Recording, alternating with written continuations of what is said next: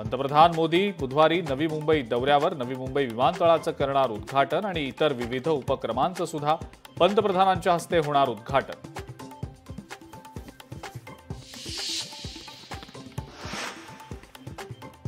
मुंबईची underline metro 3 बुधवारपासून पूर्ण क्षमतेनं धावणार। आरे ते कफ परेड प्रवास आता केवळ 1 तासात शक्य।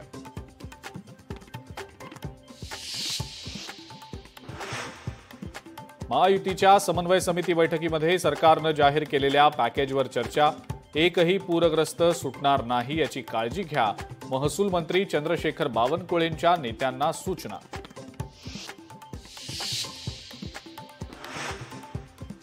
महाराष्ट्रामध्ये अतिवृष्टीमुळे मोठं नुकसान।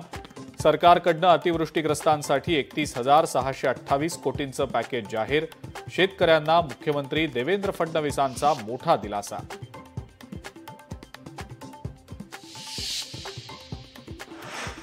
मंत्रिमंडळ बैठकीमध्ये महत्त्वाचे निर्णय। तुकडाबंदी अधिनियमामध्ये सुधारणा करण्यास मंजुरी। एसआरएमध्ये क्लस्टर योजना राबवण्यासाठी सुद्धा कॅबिनेटची मंजुरी।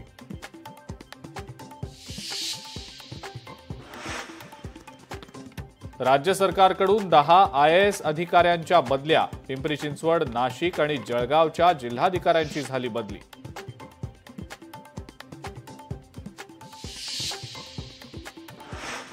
महाविकास आघाडीमध्ये चौथ्या भिडूला येण्यास विरोध। नव्या भिडूकडे संविधान बचावची विचारसरणी दिसून येत नाही। काँग्रेस प्रदेशाध्यक्ष हर्षवर्धन सपकाळ यांचा राज ठाकरेंवर नाव न घेता निशाणा।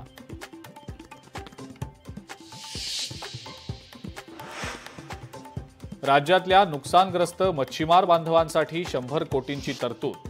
महायुती सरकारचा मच्छीमार बांधवांसाठी मोठा निर्णय। मंत्री नितेश राणेंच्या पाठपुराव्यामुळे राज्यातल्या मच्छीमार बांधवांना दिलासा।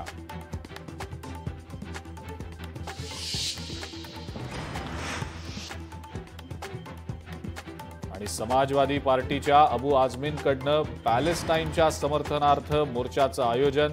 मात्र अबू आझमींनी राज्यातल्या प्रश्नांकडे लक्ष द्यावं। मनसेकडून आझमींच्या मोर्चाला परवानगी न देण्याची मागणी।